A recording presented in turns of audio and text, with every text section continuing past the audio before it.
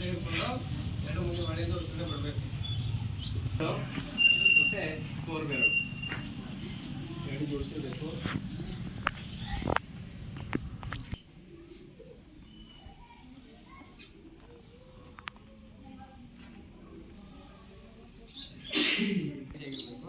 ಅದು ಎಲ್ಲಿರ್ಬೇಕಪ್ಪ ಅಂದ್ರೆ ನಿಮ್ಮ ದೇಹದ ಹತ್ತಿರ ಇರಬೇಕು. ಮತ್ತೆ ಸ್ವಲ್ಪ ತಲೆ ಬಾಗಿರ್ಬೇಕು. ಸ್ವಲ್ಪ ತಲೆ ಬಾಗಿ ನಿಧಾನವಾಗಿ ಉಸಿರನ್ನು ತೆಗೆದುಕೊಂಡು ನಿಧಾನವಾಗಿ ಬಿಡಬೇಕು. ಈ ಸ್ಥಿತಿಯಲ್ಲಿ ಎಲ್ಲರೂ ಇದೆ ಅನಿಸ್ತಿದ್ದೀರಾ? ಸೊ ಇದು ಏನಪ್ಪ ಅಂದರೆ ಗೌರವ ನೀಡುವಂಥ ಸಲುವಾಗಿ ಈ ರೀತಿಯಾದಂಥ ಒಂದು ಮುದ್ರೆಯನ್ನು ನಾವು ಮಾಡ್ತೀವಿ. ನಿಮ್ಮ ದೇಹ ನೇರವಾಗಿರಲಿ, ನಾವು ನಮಸ್ಕಾರದ ಮುದ್ರೆಯನ್ನು ಮಾಡ್ತೀವಿ. ಈ ನಮಸ್ಕಾರ ಎಂಬ ಒಂದು ಮುದ್ರೆ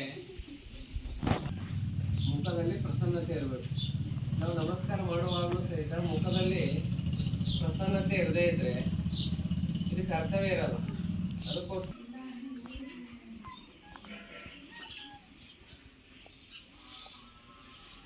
ಸರಿಯಾಗಿ ಕುಳಿತುಕೋಬೇಕು. ಕುಳಿಯುತ್ತಿರುವಂಥ ಭಂಗಿನೂ ಸಹಿತ ಚೆನ್ನಾಗಿರಬೇಕು.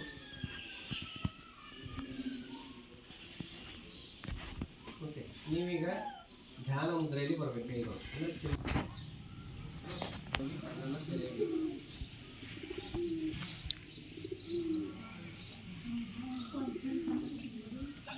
ಆಗ್ತಾ ಇದೆ ಇದ್ರ ಬಗ್ಗೆ